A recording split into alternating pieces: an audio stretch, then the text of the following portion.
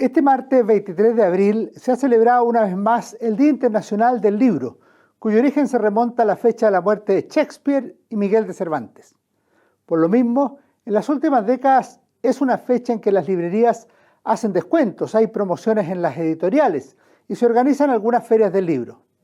En España es la fecha en que se entrega el Premio Cervantes, que se conoce coloquialmente como el Premio Nobel en la lengua española, que han recibido 3 chilenos hasta hoy: el novelista y memorista Jorge Edwards, el poeta Gonzalo Rojas y el inefable Nicanor Parra, los 3 fallecidos.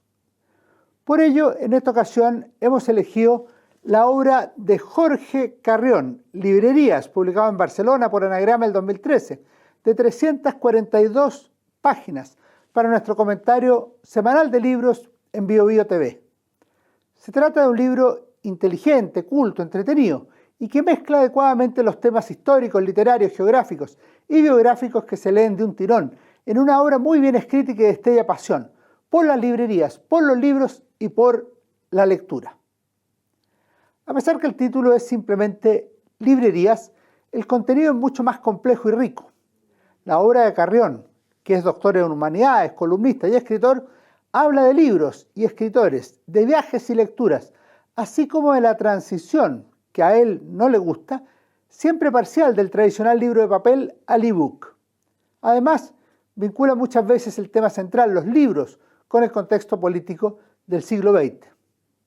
Podríamos decir que las librerías son el pretexto para trazar una historia de la cultura, una autobiografía intelectual o una bitácora de viajes.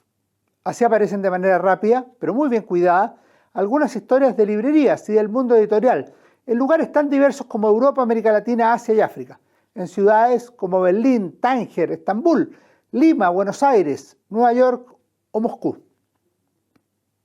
Hay una cosa que sobresale en la narración, es la pasión, que es un signo propio de la actividad de ser libreros, como lo es la de leer y de escribir, que no es simplemente realizar una actividad profesional, mecánica o de ganar un sueldo a fin de mes, sino que se trata de desarrollar, de vivir una vocación en el mundo de la cultura, desarrollar una pasión, conservar una tradición que se va transmitiendo de generación en generación. Otro aspecto que aclara el autor es que no se puede entender una librería meramente como un lugar donde se compran y venden libros, porque es mucho más que eso. Es un lugar de amistad, un espacio cultural. Es el reflejo histórico de una ciudad, un espacio para hacer turismo o para encontrarse con escritores y lectores.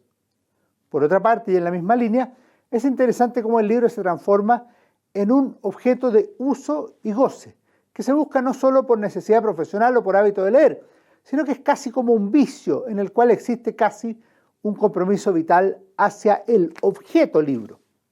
Sin embargo, el mismo amor a este libro o a este vicio tiene también sus detractores. Desde luego, a través de la historia han existido los censuradores, que incluso han llegado a quemar los libros prohibidos, cuyo contenido temen. Hay regímenes políticos que por definición promueven la ignorancia, en los cuales la censura es el sistema y los libros brillan por su ausencia o mueren en el sectarismo, la falta de libertad o la pluralidad y ciertamente por la ignorancia.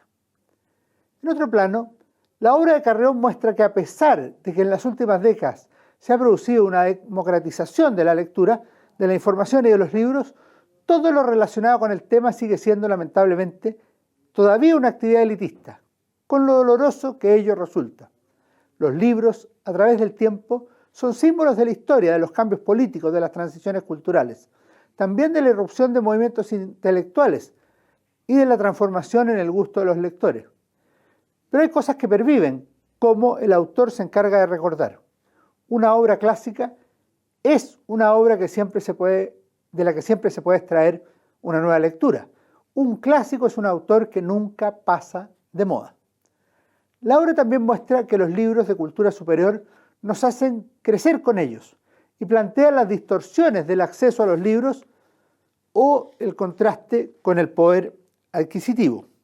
Por ejemplo, en la democracia se multiplica exponencialmente aquel sueño de los trovadores, que la pertenencia del lector a las comunidades de mayor excelencia de su época depende de su cultura, de su formación, de su capacidad artística y no de su poder adquisitivo o de su sangre. Sin embargo, lo cierto es que para poder valorar e interpretar la arquitectura, el diseño o la oferta de las librerías espectaculares, es necesaria una educación que se paga con dinero. Y no puede cualquiera costearse los viajes que permiten conocer esas librerías que admiramos y que se disfrutan en distintas guías de turismo. He ahí un desafío que nuestras sociedades deben asumir con decisión. Los libros deben estar al alcance de todos. La lectura debe ser una posibilidad real. El analfabetismo es un mal recuerdo que debe permanecer en la historia y no alcanzar a las personas en tiempo presente. Y la expansión de la cultura debe ser una manifestación del progreso social que justamente anhelamos. Es hora de derrotar la mediocridad, la falta de acceso a la cultura, la mala educación que va dejando demasiados heridos en el camino. Carreón muestra una preocupación por el crecimiento de los e-books y las librerías virtuales frente a los libros de papel y las librerías físicas. De alguna manera comparto su nostalgia, por distintas razones, entre otras porque me gustan las librerías y los libros en papel.